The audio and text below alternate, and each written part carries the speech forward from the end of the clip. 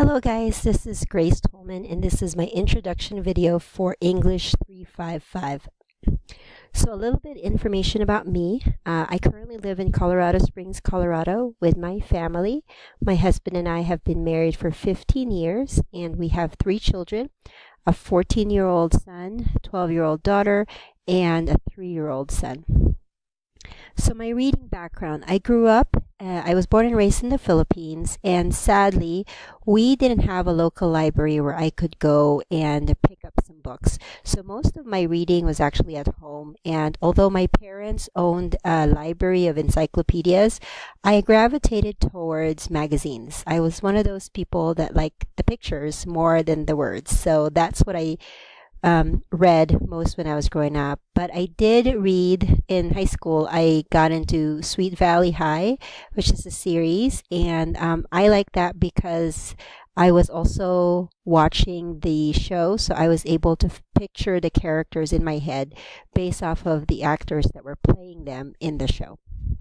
So most of my favorite books that I picked were actually based off of the books that I read to my children.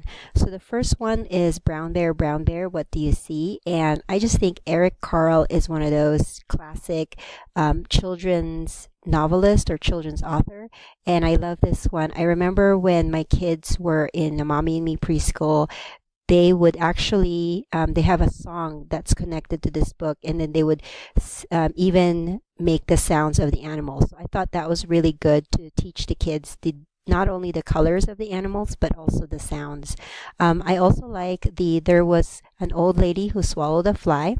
I thought that this was my kids love to read this because if you think about it, it's pretty silly, but at the same time, I can incorporate lessons about, how when we let a little sin go by and then cover it up with more sins, that's what's going to happen to us. So I love that for the backstory that I could teach my kids. The Very Hungry Caterpillar, another Eric Carle book. I love this one because I teach my kids numbers and food with this, but I also like the idea of the evolution of the caterpillar into a butterfly.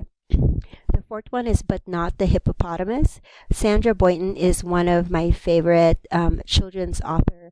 Not only are her illustrations really cute, but I also love how she does the poetry or the rhythm of the words that she puts in there. And this one is one of my favorites because it talks about the shy hippopotamus and how he is forgotten a lot by the other guys, but then they turn around and says, come on, and join us. And so I see myself as the hippopotamus because I'm an introvert. So I like that book. The next one is If You Give a Mouse a Cookie. This one is another one that I love to teach to my children about how sometimes we can get a little bit materialistic in a way, like we have something and then we're going to want something else after that. And then I also tell them how the little girl in the book, she's so tired at the end of the day because of all of the demands of the mouse. And I tell them that sometimes that's how mommy feels when they have all the demands during the day. So as far as novels, my favorite one, so for children's novels, my top 4 would be first The Wednesday Wars by Gary Schmidt.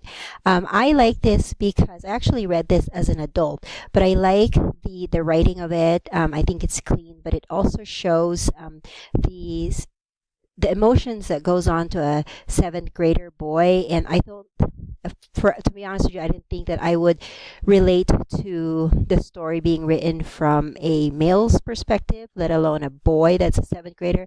But I really like this one, and I love the characters in it as well.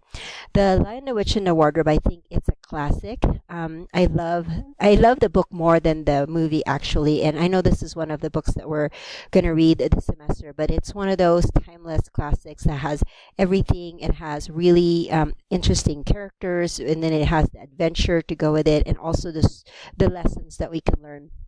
The 100 Dresses, this one too, I read it as an adult, and it touched my heart so much because growing up having not so much stuff, I can relate to the main character of not having just having one one thing to wear every single day. I was lucky enough that I actually have more than one dress, but I can relate to the the feelings that she has in the book. And then the last one is Wonder by RJ Palacio. I actually listened to this on audio while on a road trip with my family, and my favorite part about this is how we learn that there's more to people than just their physical appearance, and we can see how awesome the character is and how he becomes loved by all the people that is around him.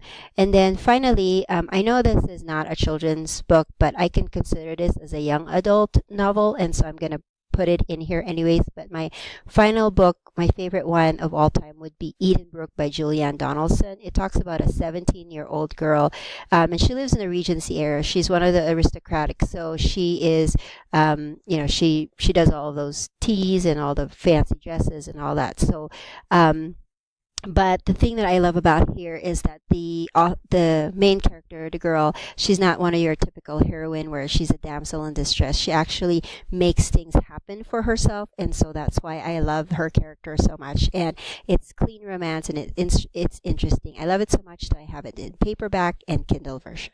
So that is my intro, and I hope that to get to know you guys a lot more in this class.